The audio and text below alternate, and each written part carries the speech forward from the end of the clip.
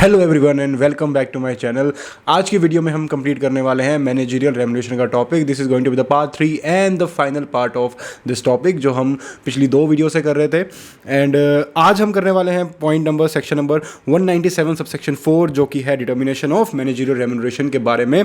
So guys इसके अंदर हम देखते हैं कि रेम्युनरेशन है जो पे की जाती है डायरेक्टर्स को, जो डायरेक्टर्स को रेम्युनरेशन पे की जाती है मैनेजिंग डायरेक्टर को या होल टाइम डायरेक्टर को, वो डिटरमाइन की जाएगी by the articles of the company, या कंपनी में रेजोल्यूशन पास करके, या फिर कंपनी का अगर आर्टिकल रिक्वायर करते हैं तो एसआर भी पास करना पड़ सकता है। यहाँ पर जैसे सिर्फ एक रेजोल्यूशन दिया गया है कि एक रेजोल्यूशन पास करके आप अपॉइंट कर सकते हैं, बट कुछ कुछ सर्कमस्टांसिस में आर्टिकल्स में ये भी कहा जा सकता है कि उन केसेस के लिए आपको एसआर पास करना मैंडेटरी है।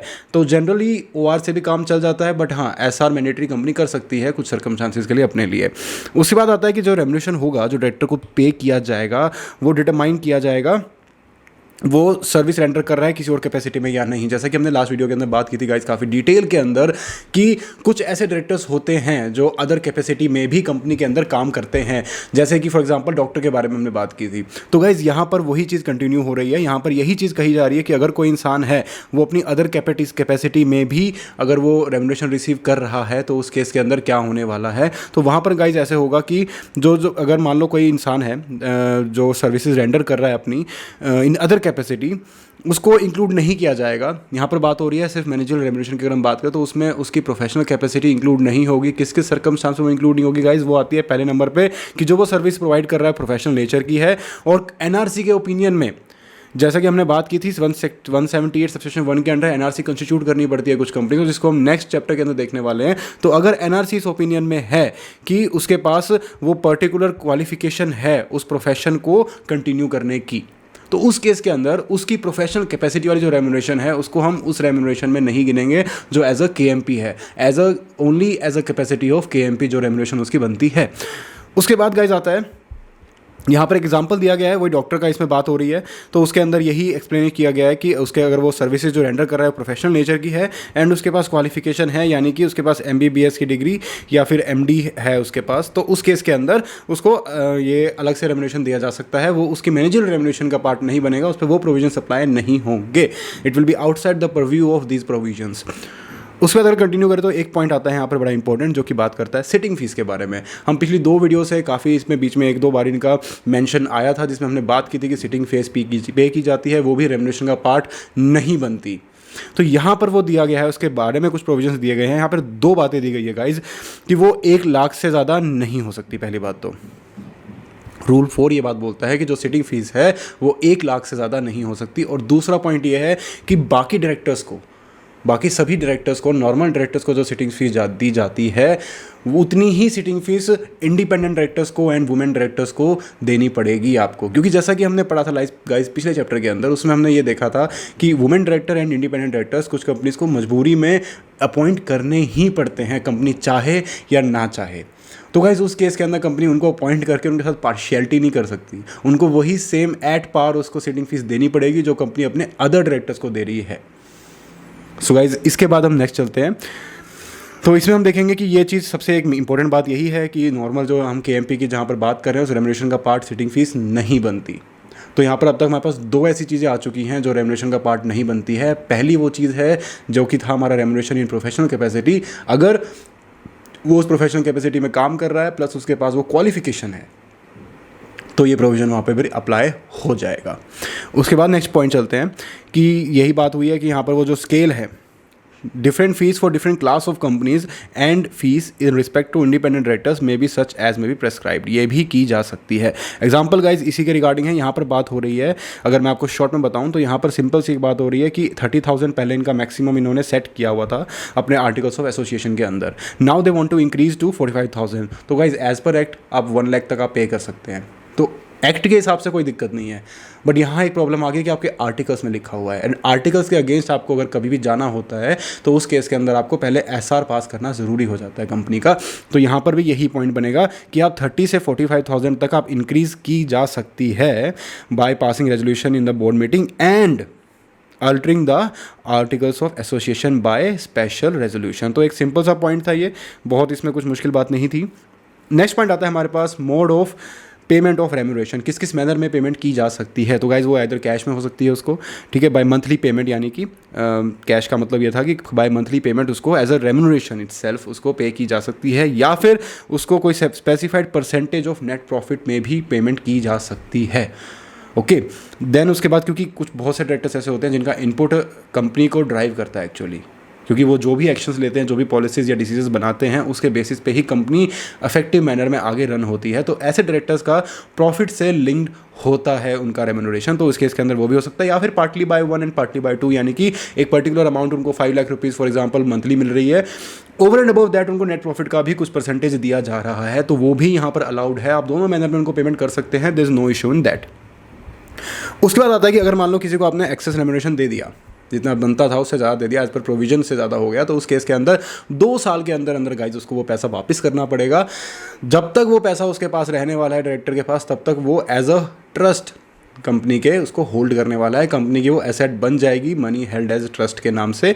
एंड उसके बाद ये बात एक चीज़ इसमें मेंशन की गई है स्पेसिफिकली कि ये वेवर पॉसिबल नहीं है, कंपनी इस अमाउंट को किसी भी मैनर में वेव नहीं कर सकती, ये इनएक्सक्यूजेबल चीज़ है। अगर आपने एक्स्ट्रा पैसा पे कर दिया है तो आपको वापस लेना पड़ेगा, जब तक आप नहीं लेते तब तक वो उस ट्रस्ट के नाम पर, डायरेक्टर कंपनी के नाम पर वो पैसे को होल्ड करके रखेगा।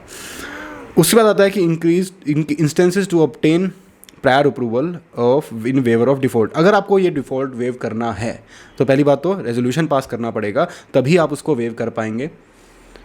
ओके, एंड अगर आपको वेव करना भी है तो पहले अगर आपने डिफ़ॉल्ट किया है किसी भी पेमेंट में, किसी डिवेंचर्स का, किसी पब्लिक डिपॉजिट्स का, बैंक से आपने लोन लिया हुआ है, उसका इंटरेस्ट टाइम से पे नहीं किया, तो उन सब का अगर आपका डिफ़ॉल्ट है तो पहले आपको उनका परमिशन लेना पड़ेगा। देन आप मेंबर से पूछिए, मेंबर्स ने आपको फिर अलाउ कर दिया तो आप उस अमाउंट को वेव कर सकते हैं।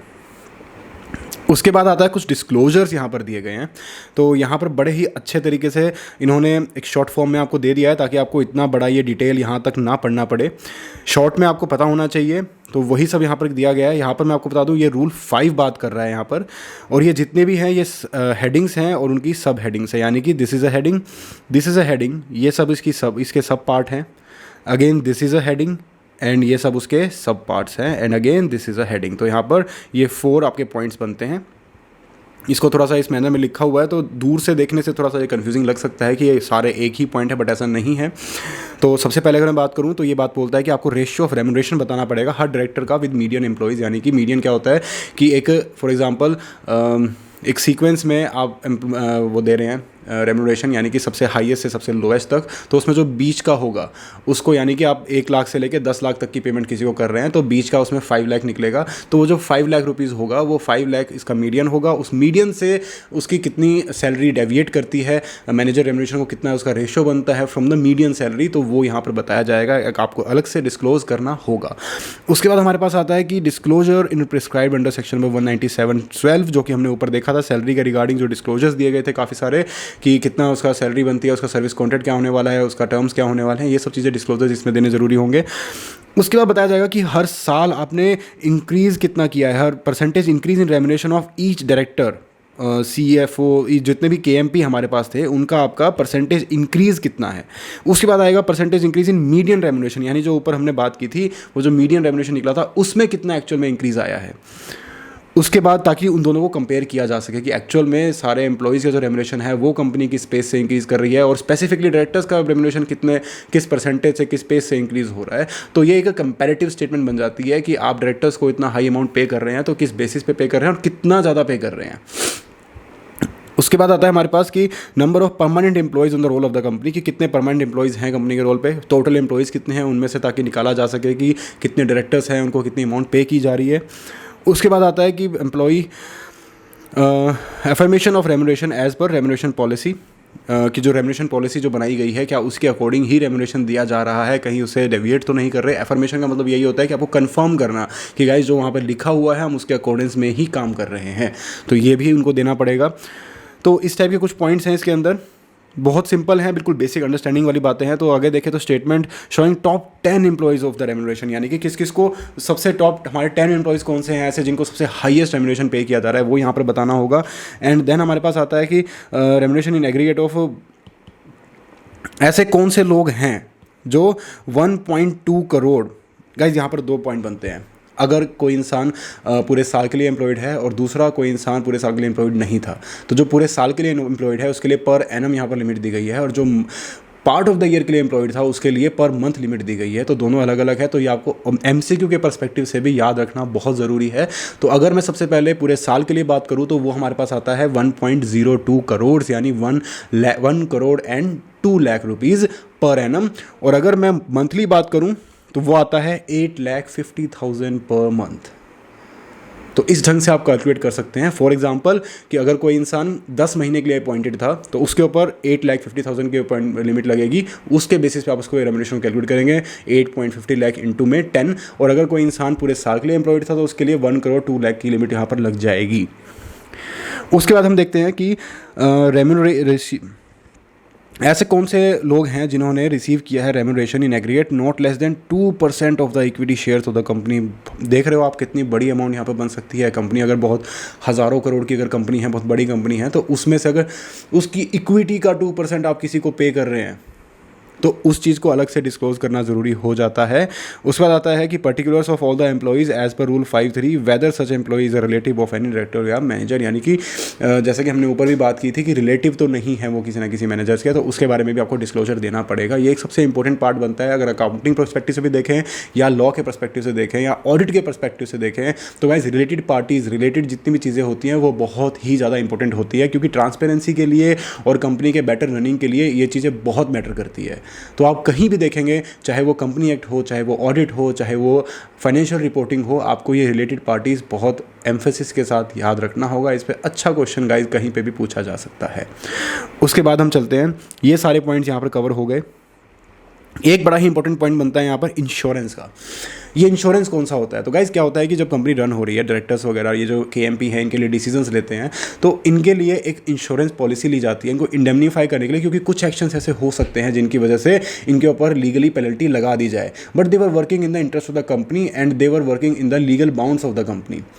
वो कोई क्रिमिनल एक्टिविटीज़ नहीं कर रहे थे, बट हाँ उनकी कुछ एक्टिविटी की वजह से कहीं ना कहीं नुकसान हुआ, जिसकी वजह से उनको वो फाइन या फिर वो पेनल्टी पे करनी पड़ रही है।